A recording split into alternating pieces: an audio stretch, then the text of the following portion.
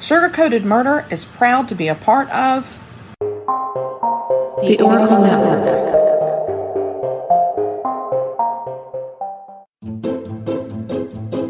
Welcome to Sugar-Coated Murder Podcast, a brilliant true crime podcast hosted by two zany sisters, all while baking up delicious treats in their kitchen. Here are your podcast hosts, Karen Devaney and Ann Varner.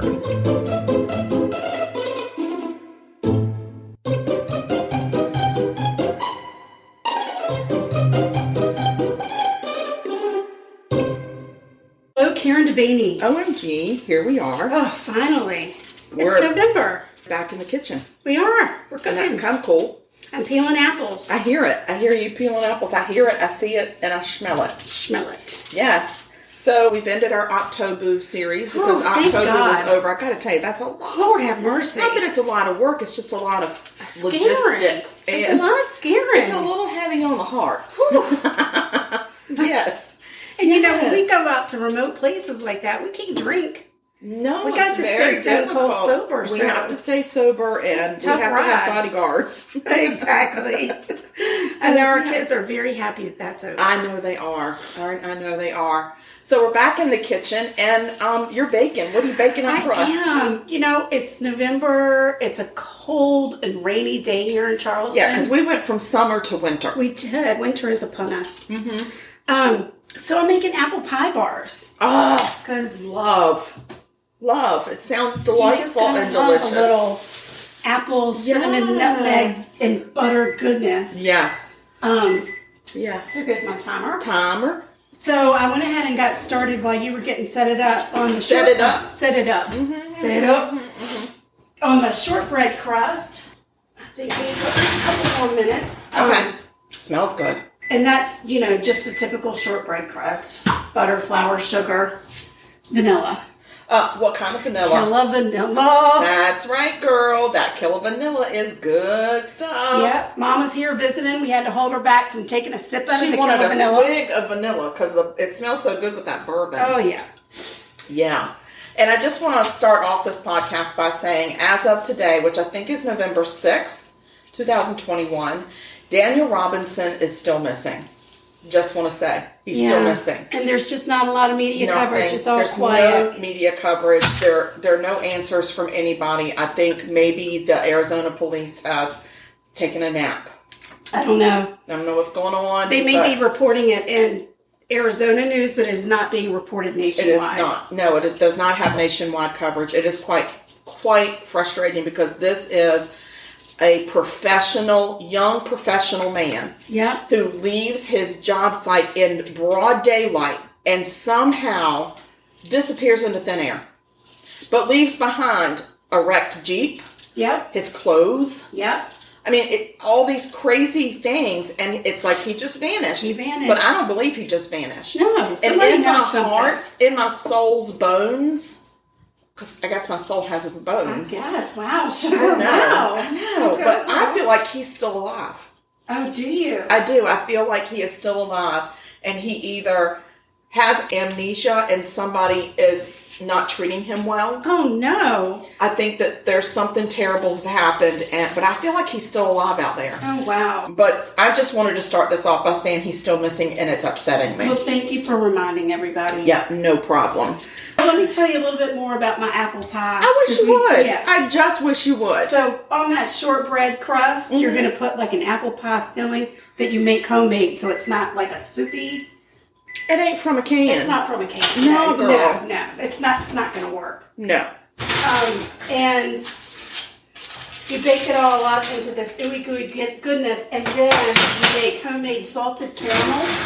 And that gets drizzled on top of Stuff it with the salted caramel, because I want some for my coffee in the morning. Well, I might be able to help you out with that. That would be so much fun. If you're good. It depends on how much bourbon you have. I know you're down half a drink already. We're drinking some bourbon.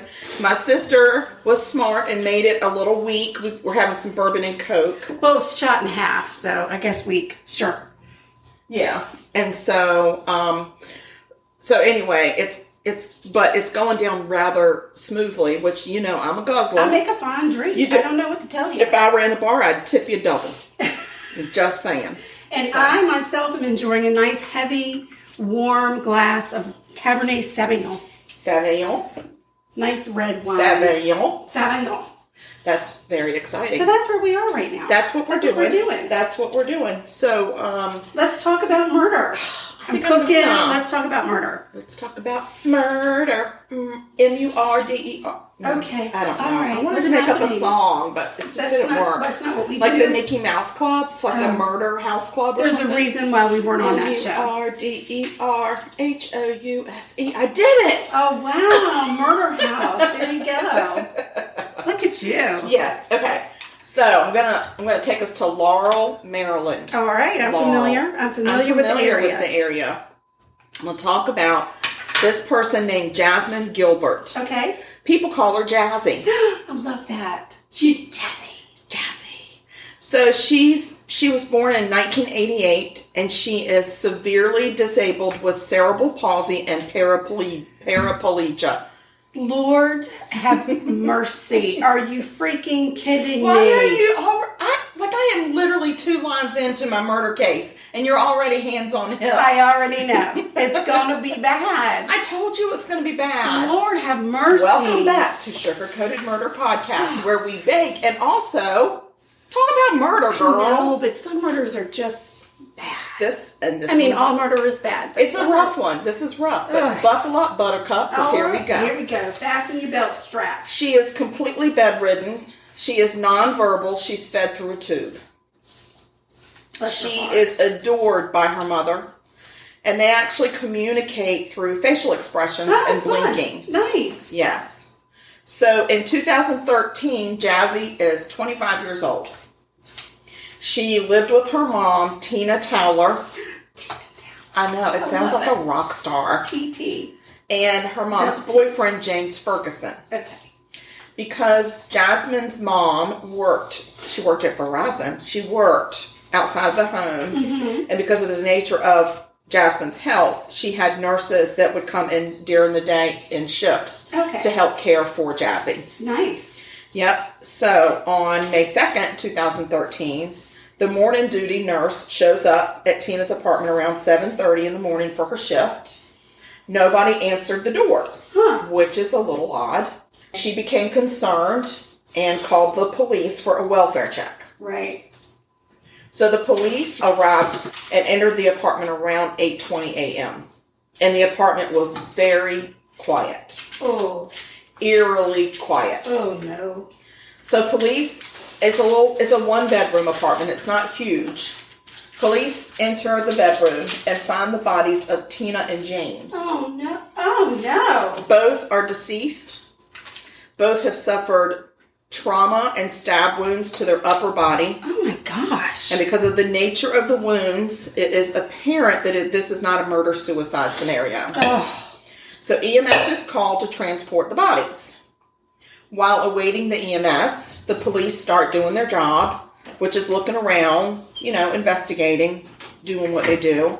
And they discover a small hospital bed in the corner of the bedroom with a sheet covering what looks like another body. Oh, no. They remove the sheet, and they see a young woman staring back at them. She is alive. Oh. She is unharmed. Thank you, Jesus. But she is shaking from the trauma that she has witnessed. Yes. So neighbors were in shock. Tina and James lived a highly social life. They were known to party heavily with lots of people in and out of the house, but they were thought of as very nice people that would go out of their way to help others. Right. Well, that's nice. Yep. So Tina's ex, Jay Towler, does not live very far away. He is cleared as a suspect early on. Okay. He had remained amicable with Tina, so his relationship with Jazzy did not suffer because Jazzy is not his child, right? But he had a relationship with her. Yeah, it would be difficult to have a relationship with the mother and not. Yeah, of course. So he still helped out with Jazzy when Tina needed him, which was really nice.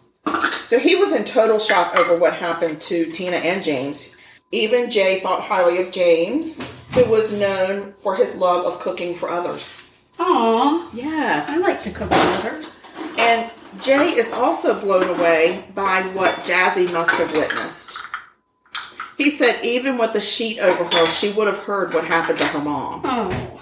And Jazzy is able to show emotion. So she has emotions. Right. She cries when she's unhappy, and listening to music brings a smile to her face. Right. So she can hear well, and she responds to emotions.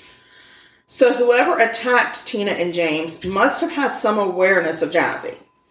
And they must have known enough to not be threatened over her presence. Right. Maybe they knew she was nonverbal. Maybe. They didn't know her well enough to not kill her mother. Or whatever. So now, Jazzy's devoted mom, who was her entire world, is gone. Oh. Of course, the scene is processed in the investigation. Investigation? That's the word we're talking. I'm going to take another sip. Get your... It's the investigation. Investigation. Well, how big of a sip are we going? Oh, girl. I must have been parched. Lord have mercy, I'm standing up. I might have to lean. Oh, God. Okay, so during the investigation, they start looking, of course, at ex-relationships of James and Tina. And a man's name comes up as an ex of Tina's, and his name is Thurston Yerby. Thurston? I did not know anybody else was named Thurston except for the man on Thurston Howell the Third. I thought that was the only Thurston on the planet. Because I ain't never heard of no other Thurston. But this here is Thurston Yerby. Yerby. Okay. Yeah. Not Furby. Let's talk about Thirsty Thurston. Thirsty Thurston worked with Jay, Tina's ex. He had dated, some people say he had dated Tina. Some people say he had a relationship with Tina, not necessarily of the dating nature. They had perhaps a physical encounter. Oh, I understand. Got it. So, and he knew Jazzy, and he had even helped Tina take Jazzy out to a Christmas party one time. Oh. So he knew Jazzy. He was very familiar. A video shows Yerby's truck entering and leaving Tina's apartment complex around the time of the murder. What they predicted. Thurston, what have you done? Thurston. I mean, that's a classy name. Don't mess it up. Is it a classy name, or is it a cartoon name? Well, it's kind of a cartoon name. Okay, so I'm going to tell you that Jay Towler had at one point been roommates with Thurston Yerby. Oh. He was completely verklempt. Do we know how old Thurston is? Did you tell us? Well, I didn't tell you how old anybody was because I didn't feel like anybody's age mattered except for Jazzy's. Well, Thurston just presents as an old man to me. He was like in their age group. Oh, I see. Okay. Mm-hmm. So he was verklempt when Yerby was finally arrested. He said he had known Yerby and his family for almost 10 years. And he was unaware that Yerby and Tina had ever been in any kind of a relationship, although one of Thurston Yerby's friends, quote unquote, said that he had caught Tina and Thurston using cocaine and being naked together. Uh-oh. Oh, no. But, rumors are ugly. I'm just saying rumors are not nice. No. So, dear. Yeah. Dear. So, the autopsy shows that James had been beaten in the head with a frying pan. And a heavy vase, and he had also been stabbed 8 times. And he had defensive wounds showing that there had been a struggle. Gosh. Tina had been struck with a heavy flashlight so hard she had the imprint of some of the letters on her face and body. No. Yeah. Most of her stab wounds were on her back. At least 6 of them were in her back. Oh. And Yerby's DNA was found amongst her nooks and crannies. Oh, no. Yeah. So there was indication of a sexual assault, even though, well, I'll get to the even though. Oh, no. So, in the meantime, Jazzy is released from the hospital and into the custody of the state of Maryland. Oh, no. She has nobody. Oh. And she remains in a group home owned and run by the state of Maryland to this day. Oh, gosh. Because this person took away her everything. Her freaking everything. So police think that Thurston was high and horny. Oh, for heaven's sake. And decided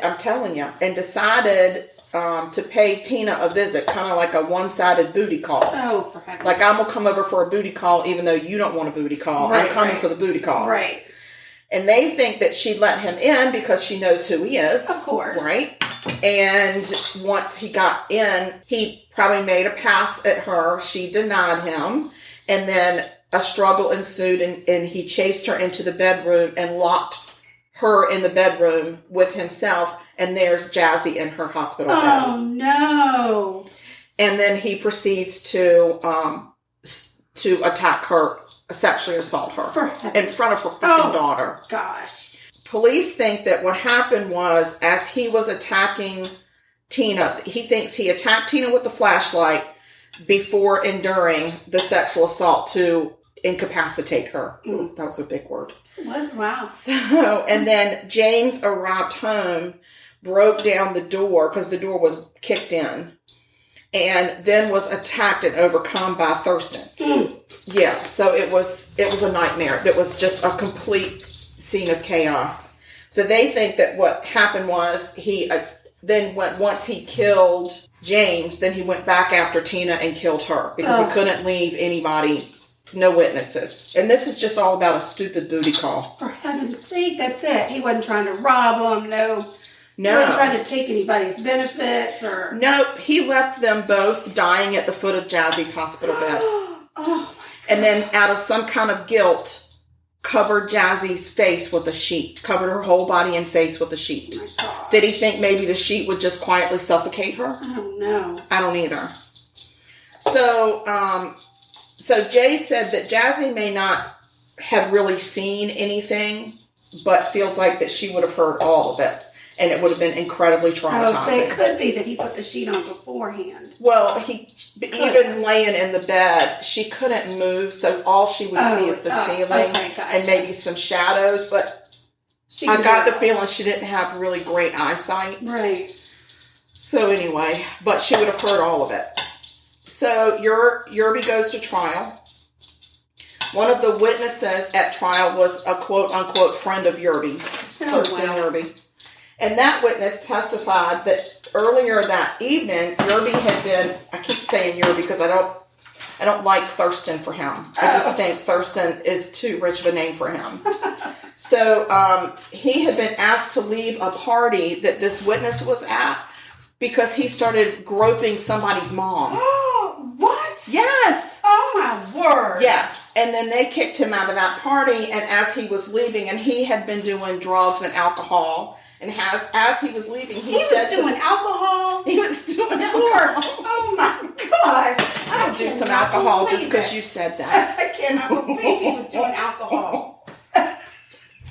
He was doing drugs and alcohol. Sure. Oh no. Anyway, as he was leaving, he said, "I need to go find a woman to F with." Oh, for heaven's So then he drove around and went over to Tina's house. And poor Tina, she's at home with her daughter, waiting for James to come home, probably from work or something. Let's get on to the trial and tell me where this man resides. Okay. Oh my God, it's so funny because I actually put resides. Oh, look at us go. I know.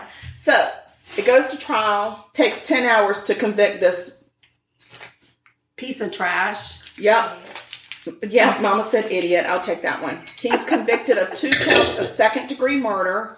He's given 2 30-year prison sentences consecutively. Nice. Check mark. Check mark. Love He it. currently resides in a maximum security prison in Jessup, Maryland, and it's called the Jessup Correctional Institution in Jessup, Maryland. Oh. And like I said, Jazzy is in a group home.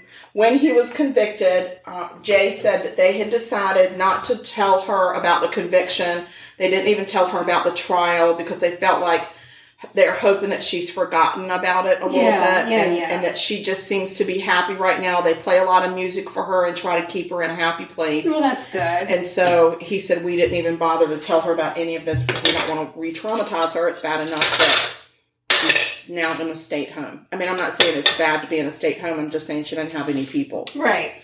I'm hoping that Thurston Yerby is getting a sheet pulled over his face every night. Oh, I hope that But not in a good way. Right. I hear what you're saying. You see what I'm saying? You hear what I'm saying? Yeah. And I mean, if he gets beaten with a flashlight and leaves some imprinted letters on him, I wouldn't have a problem with it either. Exactly. So anyway, that's my story, and I'm sticking to it. Well, my goodness, Sugar. That was quite a doozy. It was quite a doozy. I told you, well, we had to kick off. I mean, it's been a while since we did a murder. It is indeed. So we had to kick it off right. Whew. All right. Well, let me give you a status on give us an update. apple bars. Please so, do.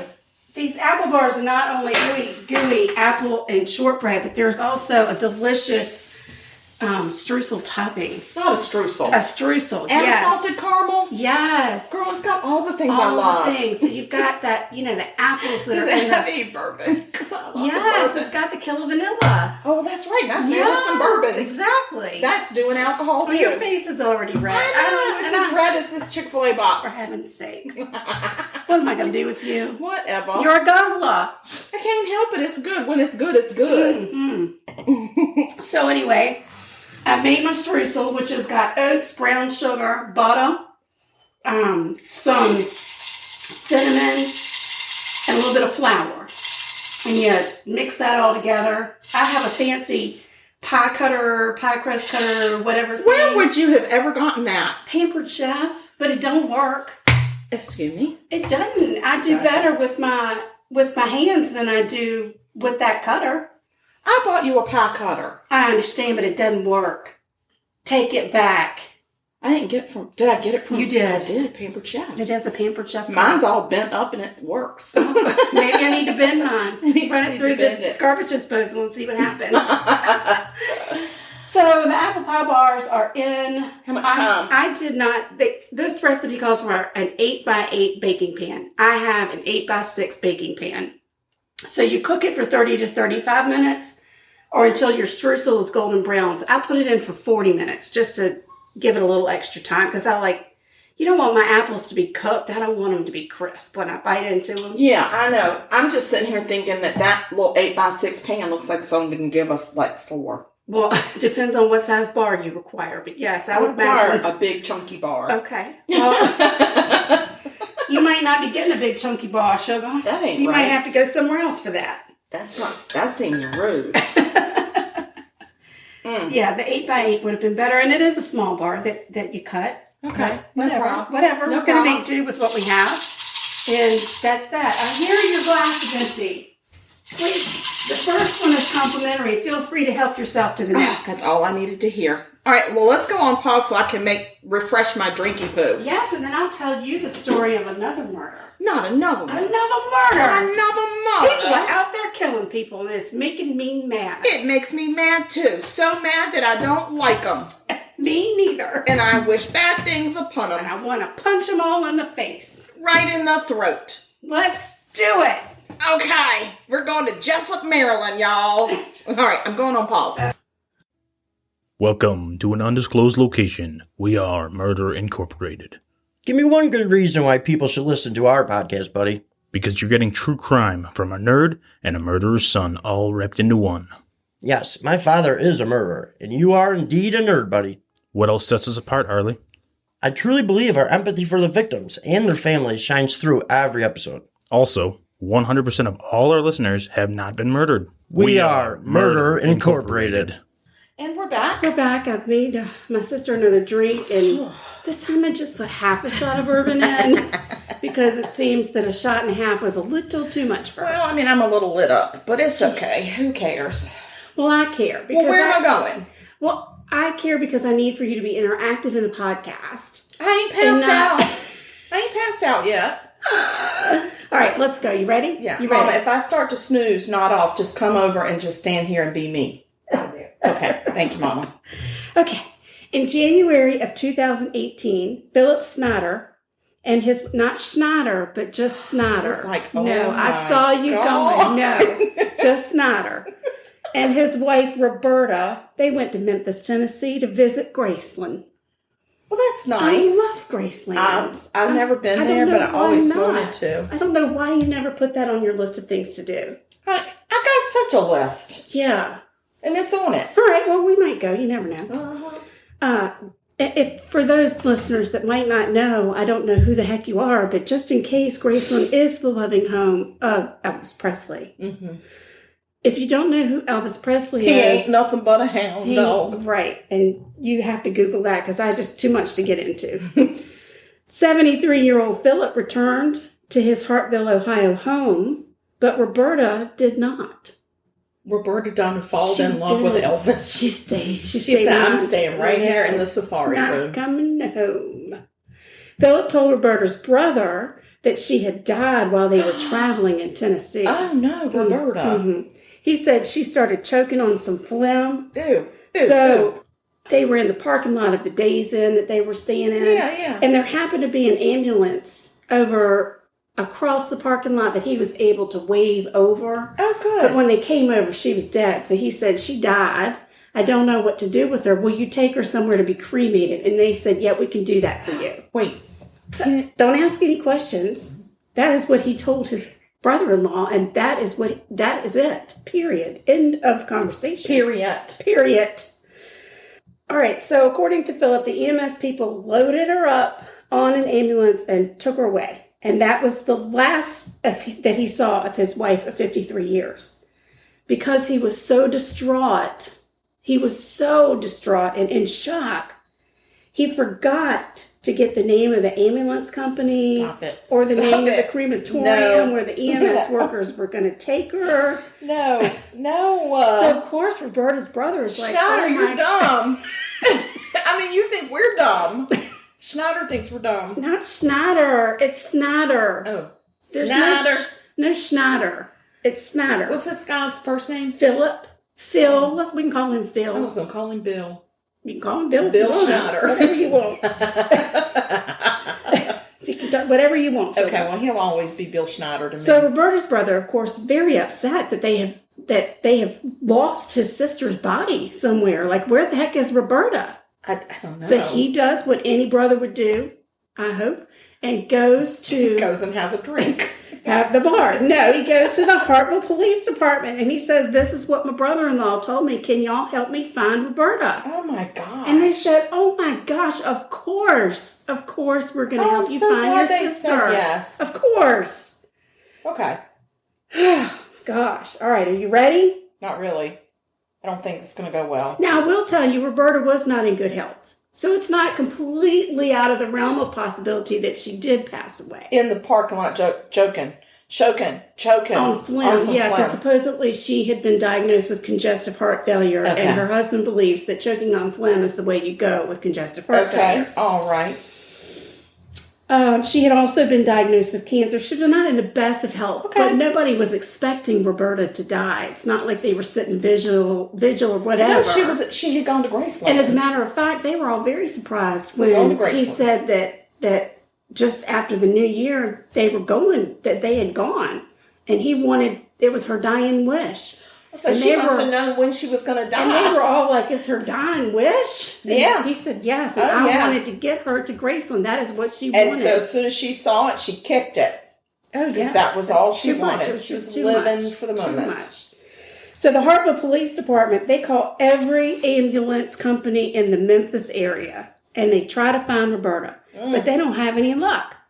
They even try to call the medical examiners, the medical examiners, but there was no record anywhere, no death certificate, no record of Roberta. I don't like this. She's just not there.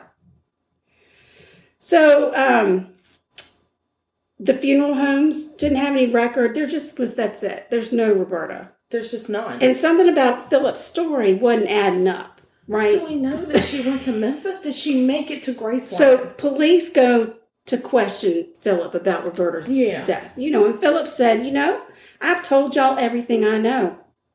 Except I do want to let you know, these scars I have here on my head are from an operation I've had to have for some brain aneurysm. So my memory is not good. If I've left something out, I'm sorry. It's the brain aneurysm that left it out. They must have removed it when they removed the aneurysm. They removed those specific memories. And now remember, he is 73, so he's, I don't care. He just doesn't remember. I know some very surprised 73-year-olds. Yeah. He said, All right, let me think about it for a minute. Now, on the way from Ohio to Tennessee, we did stop at a Ramada Inn in Kentucky. So police were able to pull the video surveillance. Oh, yeah, maybe he left in Kentucky. And he was confused. The video camera, luckily, was right next to the room that he rented for the evening. Way to pick it, Phil. And Philip checked into the hotel, and he went to the room, and the next day he got up, and he left the room, and he checked out of the hotel, and he got in his truck, and he drove away. But there was no Roberta in Kentucky. Good and God. He told that police officer she was there. I don't know why she's not on video. She was there. She was a vampire. She was there. They don't show up on video. She was there. You can't take their picture. That's what it was. She done turned into a They even show him still pictures of him doing all of these things with no Roberta. And he said, listen, she was there. I don't know why they didn't. I don't know. I mean, I spoke to her the whole time. I don't know. I just don't know. My heavens. So the police officer said, I think you're lying. I think that you're not telling the truth, Philip. And what you need to do is tell me the truth so we can find Roberta and give her family some closure. Well, of course. Well, Philip just breaks down. And they did very smartly bring his son into the home. His son and daughter-in-law. Trout is very distraught. Where the heck is he? I don't even know where he is laying at Mama's feet on the blanket crying. Just laying there crying. Yeah. Come on. Trout. No, buddy. No. We're doing a very important story. Maybe he's upset that he just realized that Roberta is a vampire. Maybe. Roberta could be here. We don't know. Right here. She could be here. We don't know because can't get her picture. Exactly. So the son is there, and of course, Philip becomes very emotional, and he breaks down and he says, all right, I'll tell you the truth. This is not going to be the truth either. I can feel it in my bones. Roberta passed away while we were traveling through Cincinnati. Now we're in Cincinnati. So before they even left the state of Ohio, she has passed away, but he was determined to honor her dying wish and take her to Graceland. Wait. So instead of taking her home or to a hospital, he played weekend with Birdie. He took Roberta's dead body to Graceland. Like any good husband of 53 years would do. I mean, he just took that body right to Graceland. It's weekend at Roberta's. And after they went to Graceland, he really felt deeply that he wanted her to spend the rest of her days in nature. So he threw her off the side of the road. Right. It's not how she wanted it. She didn't want it. She didn't want that. To be in nature. She did not want to be thrown off a bridge. That is not her dying wish. Listen, he threw her off the side of the I-40. But he can't remember if it was the Kentucky River or the Tennessee River. One of the two. Well, they all look the same. Because he was in shock. You know, he just wanted her to be safe in nature. He wanted her to live out the rest of her deadness. He said, I didn't know what to do. Riding out in the nature under a bridge. So police say, hey, Philip, why don't you come on down to the station with us? Hey, Philip. Phil. Hey, Phil. Why don't you just not even grab your toothbrush because we're going to issue one of those to you. We're going to give you a polygraph test. Polygraph? I'd have just given him a Valium and put him in a cell. We're going to see how you do on the polygraph. Well, he didn't do good. Really? He just did not do good at all. It's that brain aneurysm. Yes. That's what it was. Well, listen to me. They had to let him go because they don't have a body. They don't know what happened to Roberta. She could be live somewhere. They don't know. He could be lying about throwing her off the bridge. That's right. But Philip was distraught. He is distraught over this whole thing. Of course he is. So he goes home, and a couple weeks after he gets back to his house, he tries to commit suicide by taking pills. And he left a note for his son. And it says, Dear Kenny, I did not kill your mother. Yours, Dad. Yours. Or maybe it said your dad. Your dad? You know. Either way, it's dumb. It's silly. It's just silly. What, did he take a bunch of Flintstone vitamins? They were not specific. Yeah. But it was enough to get him a 20 vitamin E and tried to kill myself. That's right. But it did get him a nice stay on a mental ward of a hospital. And guess what happened? He had to give his son power of attorney because he was not mentally capable of having power of attorney. Well, that's what happens when you're so distraught after taking your woman's dead body to Graceland. His son has decided, since I have power of attorney, hey, police officers, if you want to go search that house, That'd be just fine with me. So they go in and search the house, and they take a cadaver. A cotillion dog. A cotillion dog. A cadaver dog. Can I just stop you real quick? Yeah. Because all I can see in my head is Roberta and with Phil behind her, and he's got her duct taped, like her feet duct taped to his, and he's got his arms around her waist, and they're walking through together, Graceland. and she's dead, and he's just taking her to Graceland, and then he like reaches up and turns her head so she can look at different stuff. I'm pretty sure that's what he did. And then does that. Like, yes. that's all I can I'm sure that's what he did. And then I guess he had to remove that before he threw her over I'm sure it was bridge. very easy to get past security at Graceland. Oh, I don't think they have any. Yeah. Mm-mm. So, yeah, I mean, absolutely. You're so right. If he right. says it's my wife's dying wish and she died on the way and we're still here, right? So I might as well just see her. And, you know, I don't want to pay admission for two of us. One's dead. Well, you can see the gates and the house from the road. You don't even have to pull in if you don't want to. You can just pull up, and the gates are there, and you know it's signed by everybody. And the house is just a normal house. It's not like a huge mansion. It is way smaller than most of the houses in Charleston. Well, I'm not surprised about that at all because we got some big ones here. Yeah. So, I mean, he could have just driven her up. We don't know. That would have been the better place to leave her in nature, like right by the gates of Graceland. Oh, gosh. Wouldn't that have been lovely? Just prop her up. If that's where she really wanted to be. Yeah. Oh, that was actually her dying wish. Yes. Which I don't even think that one. So the police get there to the house, and they release this dog. And the dog immediately runs to the basement and sits beside a red Rubbermaid bin. A red bin in the basement. No. He does.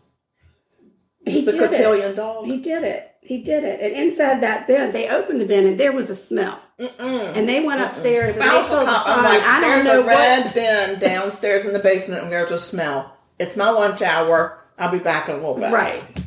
They were telling the son that there is an odor that comes out, but we don't know what it is. We don't know what your mama kept in those bins. We don't know what your mama smells like dead. Right. It could be her. Or it could be some ambrosia that went bad in the basement. Maybe I hid those Christmas cookies and they have gone awry. The fruit cake. The fruit cake has gone awry. Yes. I mean, it's not all fuzzy. Not that a cadaver dog is going to pick up on dead, but I don't know. It could be. Dead is dead, right? Or mincemeat. If you made a mincemeat pie and really put meat in it, then like a pork product or whatever. And it could go awry. It could.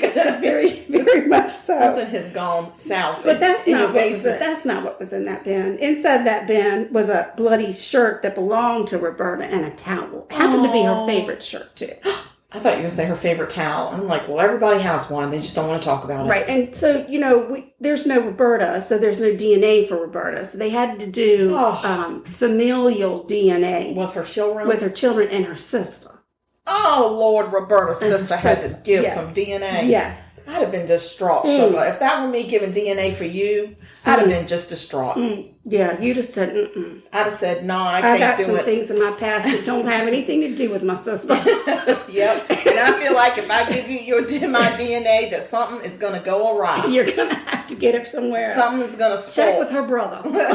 See if her brother is back from the ball and see if he should give you. And he'd be like, nah, I can't do that neither. We're going to have to get it from your son. Thankfully, the DNA testing did prove that it was, in fact, Roberta's blood. Okay. Now, again, at this point, we don't know where she could have cut her finger. She could have had a gardening accident. And accidentally packed her shirt away with the Christmas decorations. I mean, I've done that. It's red. You don't know. It's Christmas red. You can get confused. You've done that? No. You've packed a bloody shirt Well, away? I mean, I could see how it could happen. Really? I've never done it. No, because when you get blood on your shirt, you take it off and you try to get it out in the laundry or you throw the darn thing away. Maybe it got put in the laundry and then I was packing and I was like, oh, I'll just wash this next Christmas and thought it was a hand towel. No, and listen. No. If there is a smell coming out of a bin, it's not just blood. There's something else going on in that bin. Yeah, they didn't keep There's some other fluid.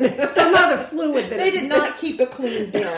I'm just saying. Inside that bin, and I'm hoping they didn't get it from Walmart and it didn't come like that. Oh my yeah, Lord. that could be bad. I mean, never buy a red bin again. Only clear plastic for me, y'all. Clear plastic. That's me too. So after they find the blood-soaked shirt and maybe a piece of a pillow or something in a plastic bag that had blood on it, they called Philip and said, Philip, yo. we need to talk to you some more about this, Roberta. At the mental hospital? Again, we're still, no, he's out. He's out of the hospital. Now. Oh, wait, no, he was in the hospital. Yeah, because his son said, is his son's name Kenny. Travis? Kenny. It's very similar. He has 2 sons, but I think the only one I really saw interaction with was Kenny. Okay. Anyway, they say, listen, we got to find out more about what the heck happened to Roberta, because you're not telling the truth, and we have now come across some of Roberta's bloody items in your home. In all seriousness, can you imagine how distraught her children are at this point? Her children are extremely distraught. Beside themselves. Numb even, to the point of, I don't even know what to think. Yeah. I don't know what to think. And was Phil their daddy? Yeah. Their daddy? Yes. That was their daddy? Yes. So they're like, what has happened, Papa? Daddy. Diddy, what did you do, Diddy? Now, Philip and Roberta, if I recall correctly, met when they were young. They were young. I mean, they were married a gracious baby plenty of years. Young, like she might have been around 16 when she had her first baby. Heavens, Roberta. So they had been together for a very long time, and maybe didn't have the tightest of relationships. They weren't especially close all the time. But they hung in there for 53 years. You would have thought there would have been a level of respect. There should be a prize, not a bloody shirt and a bin. Yeah. So they start questioning Philip, and he says, all right, I'm going to tell you the truth. I'm going to tell you one more truth. I'm going to tell you the truth. This is the real truth. First and foremost, I did not harm Roberta. Kenny, I did not hurt your mama. Yours. I did not harm her. I did not harm her. No. But I will tell you that Roberta died in the house. She died somewhere around here. She died in the house. It's like when we look for sea glass. There's a piece of sea glass somewhere around here. Right. Well, Roberta died somewhere in this area. The house. Roberta died. She has passed. Right. And I took her and I placed her nicely in the Tennessee River. Nicely? I didn't throw her off a bridge. I laid her nicely in the water. Oh, that's so special. Yes, that's what I did. I wonder if he sang her a lullaby as he laid her in the water. I don't know what their wedding song was, but he might could have whistled that tune, maybe. But what he did not know is they had been dredging that Tennessee River. Trouty. Can you give him wine? I don't think I'm allowed to give a dog wine. That's too bad. I can't imagine why he's crying right now, but we can pause. And I can take care of him, and we can pick up where I left off. No, just keep going. We're just going to trudge through this with Roberta. Okay. It's not too much further. I'm on the edge of my seat. Okay, yeah. So, Roberta has died somewhere in the house. I laid her gently in the Tennessee River, but police had for weeks now been dredging that Tennessee River, and there was nobody. There was this not man can't tell the truth if it literally is tattooed on his tongue. There is nothing. There is no Roberta in the Tennessee River. It doesn't make any sense. Oh my gosh. This man does not know how to tell the truth. Well, the police were very frustrated. You think? Because Philip kept changing his story. And so were the children. He probably told 5 different stories. So mad at this point. And they kept telling him, Dad, just tell the truth. Tell us and what every time he would say, this is the truth. Yeah, and he don't know. Trout, stop talking to Honey. Stop. Enough. Goodness. Can you not hear him? We're going to have to pause. That's the most pathetic thing I've ever heard. Please hold so we can get him some medication. Pause and figure out what's happening with my dog. Hold on.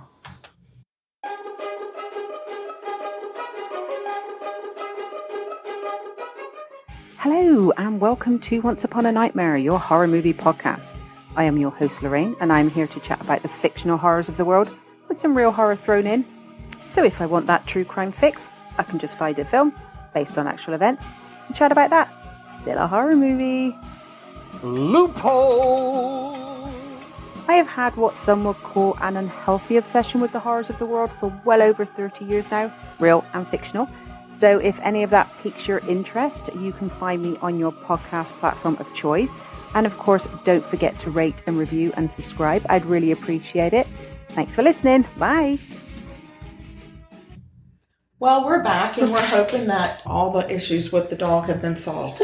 Not sure, but only time will tell. Only time will tell. Only time will tell. All right, so here we are.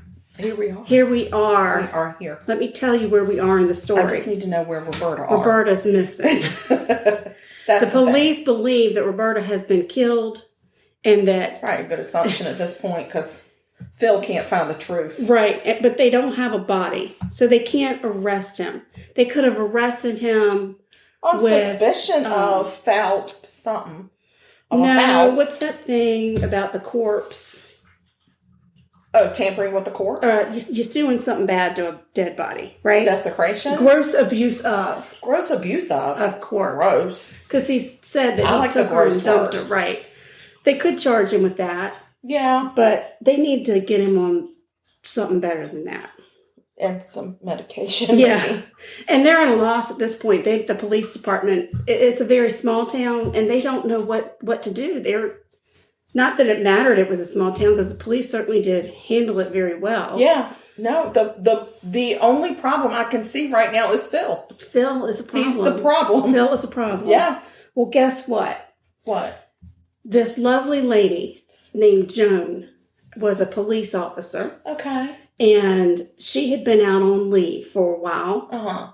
She has 6 kids. Well, no wonder she was on leave. She'd been a police officer for 20 years. Well, God bless her soul. And she was ready to come back in and get back to work as a police officer. Okay. So she checks in with the chief of police in Hartville, because she had heard about the story. Yeah. And said, what can I do to help? Okay. And they came up with a great plan for her to go undercover and try to befriend Phil. Oh, that might be, because he might be lonely by now. What Phil enjoyed to do.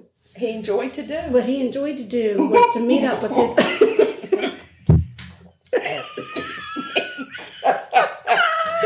I laughed and took a sip at the same time. I blew a big bubble with my drink. I'm sorry, y'all don't have video to see that. Oh, oopsie daisy. Oh, golly. So Philip, like the people in Franklin, you know, when we were growing up, all the men used to meet up at Hardee's or Dairy Queen. Oh, yeah, for breakfast. Yes, and they did that in Hartville, too. Oh, it's a tradition. Yes, so in goes Missy. Missy, as an undercover agent. She goes in and she acts like she's from out of town. She's come to town to take care of her ailing mother. She's actually from a town just outside of Hartville. So it makes sense that she would come there, but it makes also sense that you might not know her mama. Yeah. Right? Mm-hmm. And she is an absolute genius. This woman is a genius. Okay. And she comes in, she's very upbeat. She's like, hey, I heard this is the best place to get coffee. And of course, all the older gentlemen are like, oh yeah, because she's young and pretty. And oh, they're falling all over her. Yes, they are. And, you know, they want to talk to her. And she starts getting friendly with Phil. Well, he's recently been single. Well, and there are a lot of people who tell her, you know, his wife is missing. Like saying, you better watch out. Right. I don't know what you're doing hanging out with Phil, because his wife is missing. Phil might be bad news. He might be bad news. Could be. But Missy works, and for weeks upon weeks, and for many, many, many meetups for coffee and meals. And she's probably like, I cannot drink another cup of coffee. And he would order her coffee and have it waiting for her. And she would do the same for him. And sometimes they just sat and played cards. Because she said she didn't like the day nurse that came in to take care of her mother.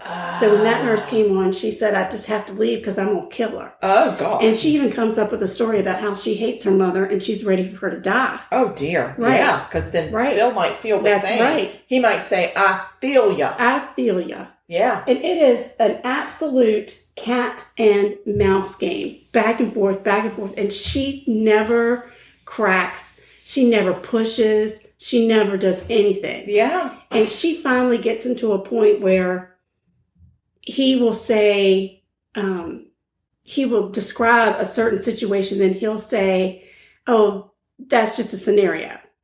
So it's like he gets her right to the end where this is what you should do to your mom, but this is just a scenario. And he's even at this point offering to help her off the mother so she gets away with it. And it got to a point Phil, where you're a very bad man. It wasn't a sexual boyfriend girlfriend type of situation, but he did say if you were to marry me, you couldn't testify against me in a court of law. And then I could tell you some things. Right? And she said, well, if I'm going to marry you, I want to know what happened to your wife before I marry you. Sure. Right? Yeah. If you tell me, though. Right. We'll plan that wedding. Well, he fell for it. He was mesmerized by Missy. And he really thought he had a shot, that he was going to fool her into marrying him. And they were going to eventually fall in love and get frisky, as he would call it. Oh, what? He called it getting frisky? Yep. Yep. Dirty Phil. He said we could get married. It doesn't have to be anything frisky. But he wanted to be frisky. He wanted to be frisky. Oh, yeah. So Philip ended up confessing. One morning in January, which was early January, because the last time that Roberta had been seen was on New Year's Day. Okay. Philip got up. He went to Burger King for his morning coffee. Okay. When he came home, Roberta was sleeping on the sofa, and he didn't snap. He said he didn't get angry. They had been arguing, which is why she was sleeping on the sofa, and he just simply walked down to the basement, grabbed a sledgehammer. Excuse me? Well, they call it a nail hammer, but it is a sledgehammer that it's a hammer that drives a nail into, like a big nail. So it would be a sledge hammer. Right. He grabbed a sledgehammer, walked back upstairs, took a piece of cloth or something that was nearby, laid it over her face, and hit her 2 times in the head. He then tied a plastic bag around her neck, which is the bag that they found in the bin, covered with blood, and the piece of cloth, I said there was a little piece of, yes. And he tied that around her neck, and then he went downstairs. Roberta was a big crafter. Okay. She was really into the scrapbooking, and so she had a huge spot down in her basement where she did crafting projects.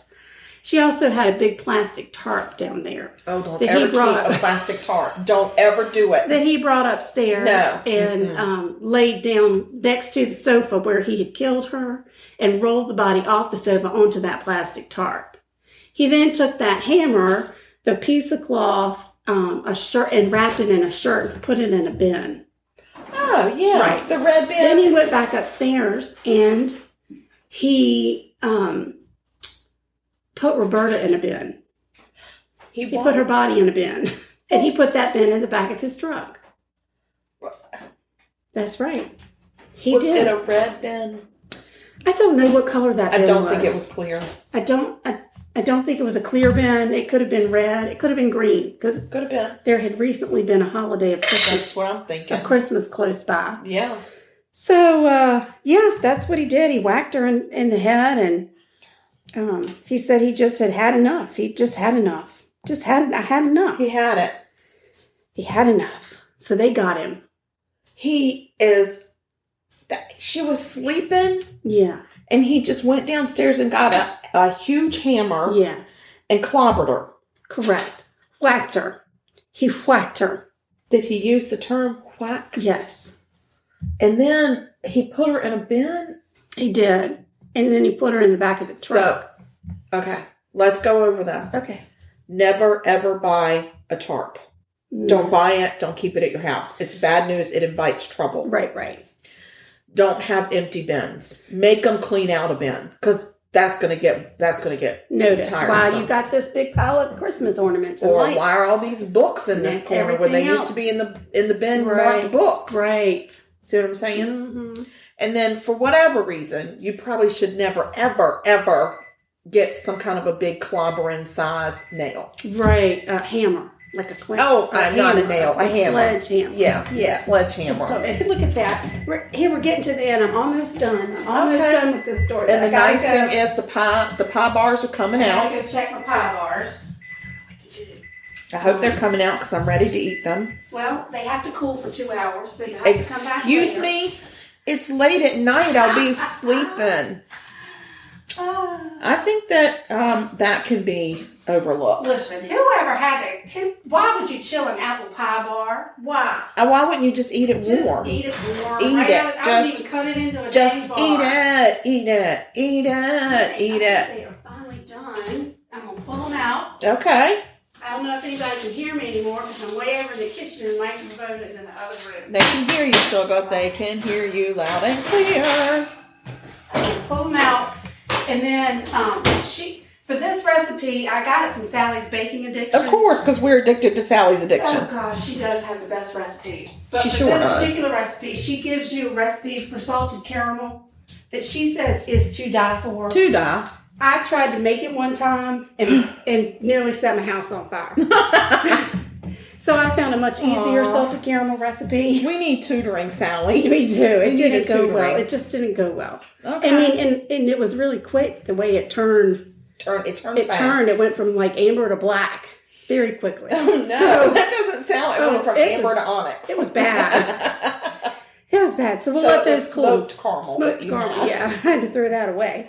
Okay. All right. So Philip is charged with aggravated murder, gross abuse of a corpse, and evidence tampering. Okay. And a plea deal because they know what happened now, but they still don't know where Roberta is. Right.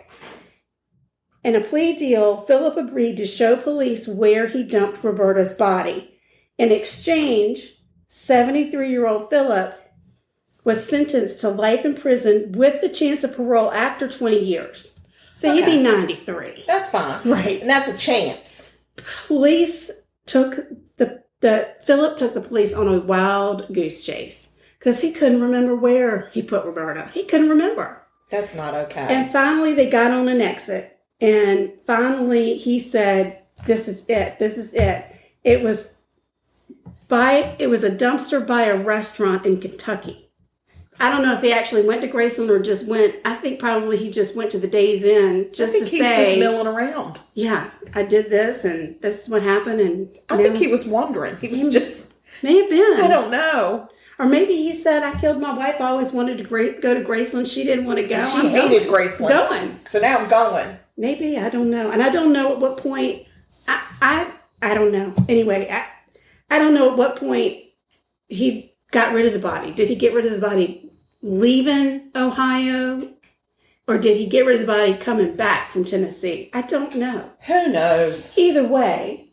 They did find her. He dumped her body into a dumpster. And it had been off a bridge. That's not in nature. Many months had passed. And the police found out where the dumpster was emptied, what landfill it went to. And they went to the landfill and they talked to the man out there and he said, "Listen, too much time has passed. You are never going to find her. You're never going to find her." That's so sad. But the police officers that were there said you could feel it. You knew she was there.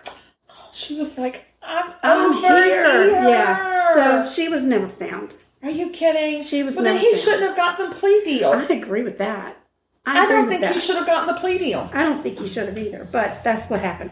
And they wanted her kids wanted him to take the plea deal because they didn't want to go through a court trial. Of course. They didn't want to have to go through all of this stuff all over again. They've been living it. Yeah. They've been living it. I'm sure, I understand. Maybe just don't go to the trial then. Right. Because I don't think he should have gotten the plea deal. I agree.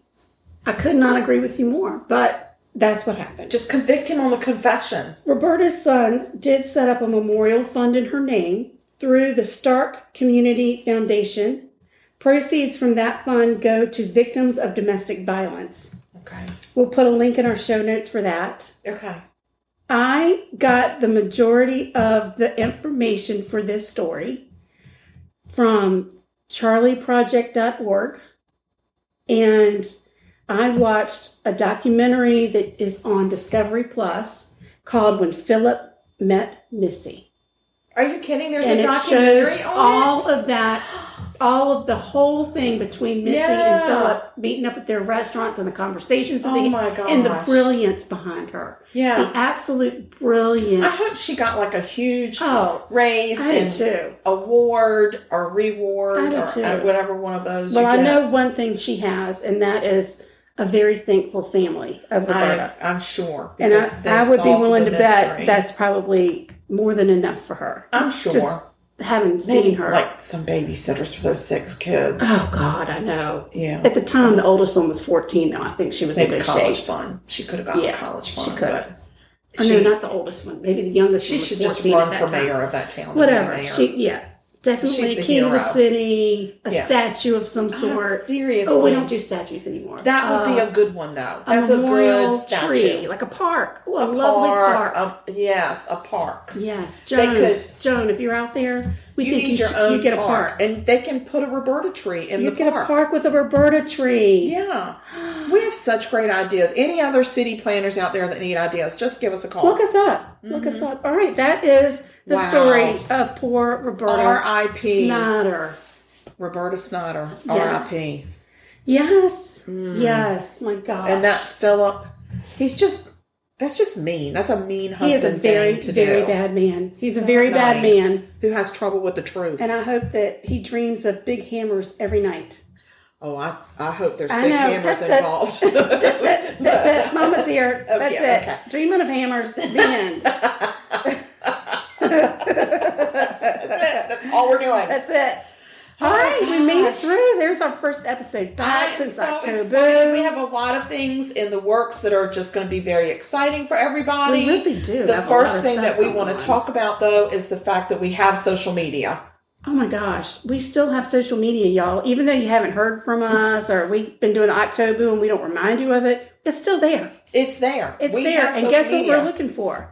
Recipes. We're looking for recipes. We want recipes. Yes. Thanksgiving, whatever your traditional Thanksgiving, whatever it is. It doesn't have to be a dessert. It can be a side dish. Don't send us haggis. We're not doing haggis, so don't do any kind of weird stuff. Don't make me do something that's going to make me vomit. No, don't be mean. That's not okay. So, but, if y'all have any kind of recipes like side dishes or some kind of a Thanksgiving tradition that you always look forward to every year, or maybe when you were a kid, somebody made this for you every year, and now that you're an adult, nobody makes it for you. But we'll make it for you and then show you a picture of it. That's as good as we can do. Then we'll eat it for you. And we will eat it for you, and we will tell you how good it does. Guess what else, people? Our Killa Vanilla is ready. It's ready. So if you want to buy some Killa Vanilla, you need to email us ASAP. Because we have email. We have email. What is that email, Sugar? It's murder.sugarcoated@gmail.com. There you go. That's exactly what it is. That's what it is. That's what it is. Yes, if you want the Killa Vanilla, us on Instagram at sugarcoatedmurder. Oh, yeah. You can find us on Twitter at sugarmurder. Sugarmurder. You can find us on Facebook at all the Sugar Coated Murder Podcast. We have a regular page and a fan page, and the fan page is a lot of fun. Oh my goodness. And in our travels around in October for October, we ended up in the Outer Banks, and we were going to do some kind of a story from there, but we just never got around to it. But I'll tell you what we did. We got to meet Lauren, our friend Lauren. Oh my gosh, we did. So we have a really, I will say, an avid listener. Let's call her an avid listener. And she was at a party that we attended, and we got a picture taken with her. We loved her so much. We invited her to Thanksgiving, y'all. We did. We invited her right to Thanksgiving. We did. So we love you, Lauren. We do. And Kimberly made some of the coolest dessert things. She made red velvet skull cakes that were amazing. They were individuals, but the cigarettes and the ashtray she took half pretzel rods, dipped them in white chocolate, but left a little bit of the end because you got to have the filter in the cigarette. And then what was the crushed up Oreos? I think She did some crushed up Oreos, but even better, on some of them, in the end, she did like a red sprinkle, so it looked like it was lit. So it looked lit. It was, and she brought it in, and she laid them in these big ashtrays. It was adorable. Amazing. So, and we met a lot of other people that night, of which I cannot remember anybody's name, but we sure loved them. We did. We just absolutely did. It was a good time. It was a good time. And we felt very loved, and it was just it was a joy. Yes. So thank you so much for that. Yep. If anybody else is having a party they want us to attend, just let us know, because we like a party. We do enjoy a party with food. Yes. The bars finally cooled enough for us to eat them, and we did not want to end this without eating them. Well, we had to tell you how it was. Well, and I'm just saying eating them alive. I can't think of any other words because I'm trying to cram this into my pie. They're so good. They really do taste like apple pie. Oh my God, it's a little hot. They're so good. There goes Sugar with the mouth open. Okay. It's so good. Okay. Very good. Very good. Well, all right, try the recipe. We'll put it out there. Sally's Baking Addiction. Yeah, email us Apple for the recipe. pie. We don't automatically just put it out there. I don't know where she thinks I'm putting it. All right, guys. Well, I want y'all to just stay sweet and don't murder. Because if you kill people, we will talk about you. And it will not be nice. No, we're going to call you ugly names. Yeah, we might even come hit you with bologna in prison. That's right, because we always look up where the prisoners are. We do. All right, guys. Bye. Well, you all stay sweet and stay safe, and we'll see you next time. Have a good week. Bye now. Bye, y'all. This has been Sugar Coated Murder Podcast, a deliciously entertaining true crime podcast. Like what you heard? You can always explore past episodes by visiting sugarcoatedpod.com. Don't forget to like our Facebook fan page and share with friends. Thanks for listening to Sugar Coated Murder Podcast.